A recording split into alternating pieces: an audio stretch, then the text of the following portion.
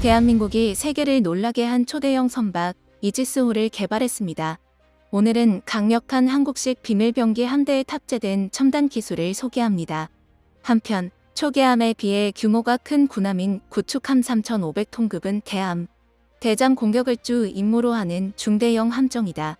우리나라는 1998년 3,000톤급 한국형 구축함 KDX-1은 광개토대왕함 3,885톤급을 비롯해 을지문덕함과 양만추남을 건조했고 2003년에는 4,500톤급 KDX-2, 충무공 이순신함과 문무대왕함, 대조영함을 각각 건조하였다. 이어 2007년에는 한국 최초의 이지스함 KDX-2, 세종대왕함에 이어 2008년 율곡22함을 건조하였다. 구축함의 명칭은 과거부터 현재까지 영웅으로 추앙받는 역사적 인물이나 호국 인물로 주로 외적을 물리치거나 영토를 확장한 왕과 장수의 이름을 빌어 명명한다. 이 외에 함정에는 해상에서 함선의 호위 임무를 주로 수행하는 호위함 2,000톤급, 기동력이 뛰어나 초계함과 함께 해상 경계 활동 불법, 어로 감시, 미립국 감시 등의 임무를 수행하는 고속정 등이 있다. 그 숫자도 24셀인 절반으로 줄었습니다. 수직 발사기 전체 숫자는 128셀에서 88셀로 무려 40셀이나 감소했습니다. KDX-3 171급은 8발로 숫자가 축소됐습니다. 이번 신형 이지스함 발표 당시 우리 국민들은 의아해했습니다.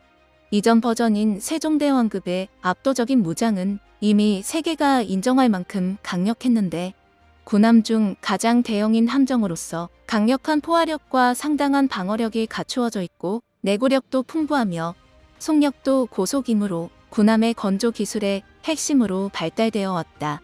함대 간의 결전이 예상되었던 제2차 세계대전까지는 함대의 주력함으로써 해상 병력의 중추적인 역할을 해왔다. 그러나 태평양 전쟁 이후로는 항공모함을 중심으로 한 기동 부대나 양육 선단의 호위 및 육상 공격에 사용되면서 주력함으로서의 지위를 항공모함에 넘기면서 현재는 거의 퇴함이 된 상태이다. 실제 수직 발사기 전체의 미사일을 다 채우지도 못하고 있기 때문인데요. 2020년 한화 디펜스 주도로 전환되면서 기존 KVLS와 비교해 면적은 180%, 길이는 120%, 무장 탑재 중량은 185% 늘어났습니다. 즉 기존처럼 48셀을 채워 넣으려면 함정이 보다 대형화될 필요성이 있어서 탑재 숫자를 줄인 것입니다. 현재 새롭게 개발되는 세종대왕급 배치 II형의 미사일은 탑재 숫자를 줄이는 대신에 무장의 길이와 중량을 키웠습니다. 이는 곧 무장의 사거리와 탄도 위력을 키운 것이라 할 수 있는데요. 실제로 해성 대함 미사일 숫자가 기존 16발에서 8발로 감소된 것도 한국형 초음속 함대함 미사일이 개발되고 있기 때문입니다. 한국형 초음속 대함 미사일은 그 동체 직경을 530mm 수준으로 추렸는데요.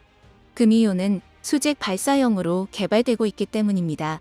현재 한국이 보유한 대부분의 함선이나 잠수함의 발사기는 이 때문에 한국이 개발하는 거의 모든 미사일들이 530mm의 직격을 갖는 것입니다. 이렇게 되면 한국의 구식 함선에도 한국이 새롭게 개발한 미사일을 장착할 수 있을 뿐만 아니라 양산 수량을 늘릴 수 있어서 미사일의 발당 단가를 내릴 수 있는데요. 이에 더해 현재 한국은 해성 대함 미사일의 사거리 연장과 성능 강화 연구도 진행 중에 있습니다. 향후 KDX-3 171급에는 보다 성능이 향상된 해성 대함 미사일이 장착될 예정입니다. 그럼 여기서 궁금증이 하나 생기는데요. 그럼 왜 세종대왕급은 다 채우지도 못할 수직 발사대를 128셀이나 탑재했던 걸까요? 그 이유는 2000년대 이전과 이후에 한국 국방력의 판도가 바뀌었기 때문입니다. 한국 해군이 1990년대 후반에 세종대왕급을 설계할 당시에는 128셀이란 과도한 무장을 장착해야 하는 두 가지 이유가 있었습니다. 첫 번째는 한국 해군은 북한과 전면전이 일어날 경우 주요 군사항구가 북한공기뢰에 공세되어 무장 재보급이 거의 불가능할 것으로 보았습니다. 그래서 가능하면 최대한 많은 무장을 탑재하는 것이 유리했는데요. 다시 말해 탑재가 곤란할 정도의 무장을 최대한 탑재해야만 전쟁의 승리와 생존율을 올릴 수 있었습니다. 두 번째로 당시 한국 해군이 미래의 적으로 상정한 국가가 바로 일본이었습니다. 세종대왕급은 일본의 강력한 해군력에 대응하는 한국 해군의 핵심이란 이미지를 부각하기 위해서 무려 16발의 대함미사일을 갖추게 되었습니다. 처음 세종대왕함 개발 이전에는 북한을 견제하기 위한 함선들이 줄을 이뤘습니다.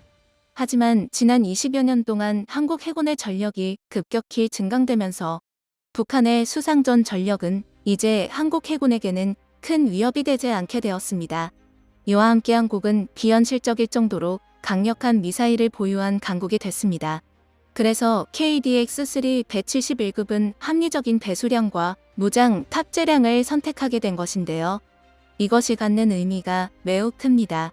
즉, 이제 한국 전투함의 개발 방향은 북한을 목표로 하는 것이 아니라 주변 국민 일본과 중국까지 염두에 두고 개발하고 있다는 것입니다. 또한 과거의 과도한 양적 확장주의를 벗어나 효과 위주의 성숙 단계에 도달했다는 것을 보여주는 사례이기도 한데요. KDX-3 171급의 가장 큰 개선점은 대함미사일을 최대한 먼 거리에서 탐지할 수 있도록 마스트 최상부에 X밴드 3차원 대공 레이더인 SPS-560K 레이더가 장착되는데요. 이 SPS-560K 레이더는 대함미사일의 탐지 이외에도 해군 함대공 미사일 유도에도 사용되고 있습니다. 탐지와 유도 기능을 SPS-560K 레이더에 모두 통합한 것인데요. 미 통합이 얼마나 대단한 일인지 해외의 레벨 뉴즈가 미 사실을 보도할 만큼 크게 다뤘습니다. 레이더의 장착 높이는 탐지 거리와 밀접한 연관이 있습니다. 레이더의 설치 높이에 따라 탐지 거리가 차이가 확연할 정도로 많은 성능 차이를 보입니다. 그런데 한국의 레이더는 높게 설치하지 않아도 최상의 성능을 낼 수 있습니다. 이것이 중요한 이유가 있는데요. 테이더를 높게 설치하지 않으면 함선을 스텔스 형상에 더욱 가깝게 만들 수 있고, 스텔스 함선이 된다는 것은 그만큼 전투력의 증강과 이어집니다. 또한 미 레이더가 얼마나 뛰어난 성능의 레이더인가를 보여주는 사례가 있는데요. 미국 해군의 알레이 버크급과 일본 마야급은 마스트 상부에 랜스크9B 3차원 대공 레이더를 장착했습니다. 이 레이더는 바다에서 살짝 올라온 잠수함 전망경도 탐지가 가능한 새로운 대수상 탐지 모델을 운용하고 있는 것으로 알려지고 있습니다. 그래서 한국은 한국의 최대 장점을 살려 한국이 개발한 이사 레이더의 기술을 응용해 접목시킨 것이 SPS-560K 레이더입니다. 그리고 미 레이더가가 사용하는 X밴드 대역은 8에서 12GHz인데요.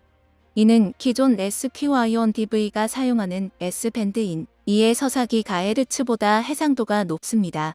따라서 러시아의 클럽S나 중국의 YJ-18A 대함미사일도 추적이 가능해졌습니다. 또한 한국은 적함이 발사한 대함미사일을 조기에 탐지할 수도 있게 됐는데요. 기존 세종대왕급의 레이더는 수동식 레이더로 이런 부분이 떨어지는 게 사실이었습니다. 하지만 새롭게 개발되는 바치라이형은 RIM-116RAM을 대신해 해군 함대공 미사일을 효율적으로 운용할 수 있도록 개발됐습니다. 한국 해군은 윤명하급의 대공 감시 능력의 강화를 위해 폐사 레이더인 수동 위상 배열 방식을 사용하는 SPS-540K 3차원 X밴드 대공 레이더를 장착했습니다.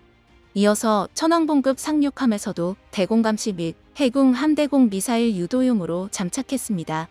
이에 더해 해군은 기존 참수리급을 대체하고자 개발된 PKMRE-11급 미사일 고속정에도 SPS-540K를 장착했습니다.